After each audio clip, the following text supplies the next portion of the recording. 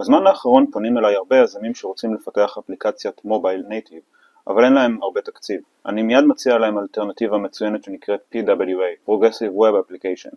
בהרבה פעמים אני נתקל בהתנגדויות, בטענה שאתר אינטרנט מותאם למובייל זה לא מקצועי, זה לא כמו אפליקציית נייטיב. אז נכון שלאפליקציית נייטיב יש יכולות ואיכויות שאין לאפליקציית PWA או תקראו לזה אתר אינטרנט מותאם למובייל, אבל אם האפליקציה הזאת לא באה לשרת עסק שכבר קיים ורץ, אז אין סיבה לא להתחיל עם PWA. לא זה מה שיגרום ללקוחות שלכם לנטוש. יש דבר מאוד פשוט בניהול מוצר שנקרא Validation. אתם לא יודעים אם הרעיון שלכם יתפוס, ואם כן אתם לא יודעים בדיוק איפה לזקק אותו ולשפר אותו, ובמיוחד בשלב הזה יש הרבה שינויים. אנחנו מפתחים משהו, בודקים אותו, משנים וחוזר חלילה.